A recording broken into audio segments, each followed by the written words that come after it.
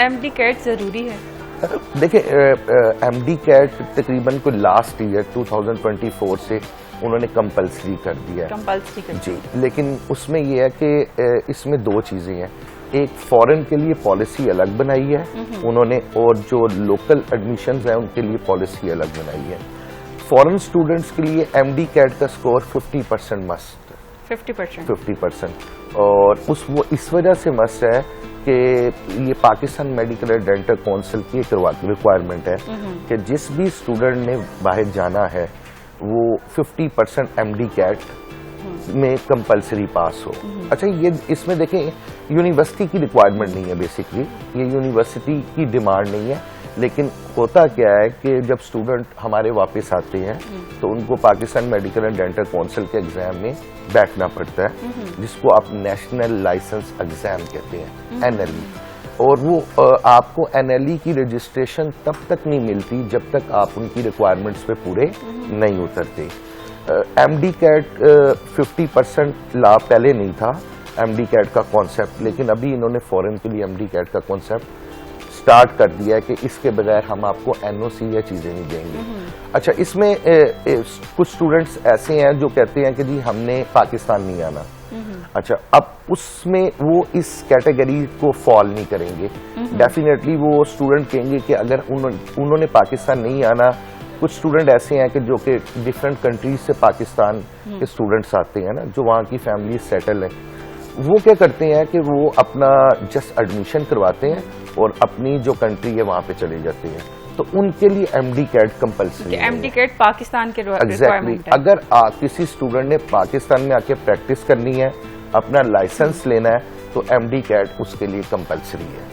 تو James career برج کہاں سے جو ہے رجسٹرڈ ہے، کیا اپروولز ہیں؟ دیکھیں ہماری پرائیویٹ لمیٹڈ کمپنی ہے، بیسکلی ایس سی سی پی سے ہم رجسٹرڈ ہیں، اور اس کے علاوہ یہ ہے کہ ڈفرینٹ یونیورسٹیز کے ساتھ ہمارا کانٹریکٹ ہوتا ہے ڈیفینیٹلی، اور اس میں پوری ایک ٹیم ہے جو کام کر رہی ہے. پروگرام ڈائریکٹرز بھی ہیں اس کے اندر، پھر آفیشیل لوگ بھی کام کر رہے ہیں، ڈائریکٹر ایجوکیشن بھی ہیں. ہمارا آفس ڈفرینٹ یونیورسٹیز میں ہے جہاں پہ ایک ریپریزنٹیٹیو جو کہ اسٹوڈنٹس کو 24/7 لک آفٹر بھی کرتے ہیں. تو یہ ساری سروسز ہم اسٹوڈنٹس کی پرووائڈ کرتے ہیں انیشیلی طور پہ. آگے جا کے پھر میں آپ کو بتاؤں گا کہ پوسٹ ارائیول سروسز کیا ہیں ان کی، اور یہاں پہ جو ہے پری ارائیول ہم لوگ کیا اسٹوڈنٹس کو سروسز پرووائڈ کرتے ہیں. پری ارائیول کیا سروسز پرووائڈ؟ دیکھیں ہمارے پاس ایک اسٹوڈنٹ آتا ہے انیشیلی طور پہ، اگر اس کو کوئی یونیورسٹی پسند آ جاتی ہے تو ڈیفینیٹلی اسٹارٹڈ اس کے جو ایجوکیشن ڈاکومنٹس ہم لوگ لیتے ہیں اسٹوڈنٹس کے، اور وہ ڈاکومنٹیشن ہم یونیورسٹی کو بھیجتے ہیں. یونیورسٹی ایک انٹرویو کنڈکٹ کرتی ہے، ویڈیو انٹرویو اس اسٹوڈنٹ کا، اور اس میں ڈفرینٹ کوشچنس اسٹوڈنٹ سے ریلیونٹ اسٹڈی کے اور ڈفرینٹ کرائٹیریا کے اسٹوڈنٹس کی انگلش کا لیول کیسا ہے وہ اس کو اسیس کرتی ہے. یہ مسٹ ہے، یہ لازمی. جی آلموسٹ 99% یونیورسٹیز میں کمپلسری کر دیا. آفٹر ایویلویشن کے وہاں پہ 2-3 لوگوں کا بورڈ بیٹھا ہوتا ہے، وہ ان اسٹوڈنٹس کو دیکھتا ہے کہ ان کا اکیڈیمک بیک گراؤنڈ کیسا ہے، اور ان اسٹوڈنٹ کو دیکھتا ہے کہ یہ اسٹوڈنٹ جتنے بھی ان کا وے آف ٹاکنگ یا ان کے جو انگلش ہے مٹیریل وہ کیسا ہے. اس کے بعد پھر ڈیسیجن لیا جاتا ہے کہ ان اسٹوڈنٹس کو ایڈمیشن دینا ہے کہ نہیں دینا. تو اٹس جسٹ لائک کہ آپ کہہ سکتے ہیں کہ یہ ویڈیو انٹری آپ کہہ دیں ایڈمیشن. اگر کسی اسٹوڈنٹ نہیں ویڈیو انٹرویو میں پاس ہوتا تو پھر کیا کیا؟ جی اس کے بعد پھر جو یونیورسٹی ہوتی ہے وہ ڈیفینیٹلی اس کو نیکسٹ انٹرویو پہ کنڈکٹ کرتی ہے کہ جو اگر آپ کے فالز ہیں یا جو آپ کی ڈیفیشنسی ہے جن بھی چیزوں کے اندر، آپ اس کو ایک دفعہ پھر ہم دوبارہ اس اسٹوڈنٹ کو انٹرویو پریپیئر کرواتے ہیں. اور اس کے بعد پھر اگر اسٹوڈنٹ نہیں پاس ہوتا تو پھر اس کی یہ آپشنز ہے کہ ہم یونیورسٹی کو چینج کر دیتے ہیں.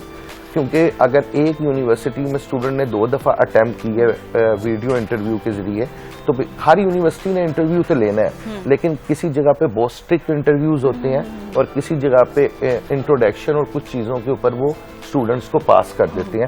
لیکن چائنا میں ایسا نہیں ہے کہ آپ کو ایڈمیشن اگر نہیں، ایڈمیشن تو مل جاتا ہے کنفرم، لیکن ان کا بھی ایک پروسیجر ہے، آپ نے اس پروسیجر سے گزرنا ہوتا ہے. لوگوں کے ذہن میں یہ ہوتا ہے کہ چائنا میں بڑی ایزیلی ایڈمیشن ہو جائے گا، آپ پیمنٹ دیں گے اور یہ ساری چیزیں، ایسے نہیں ہیں.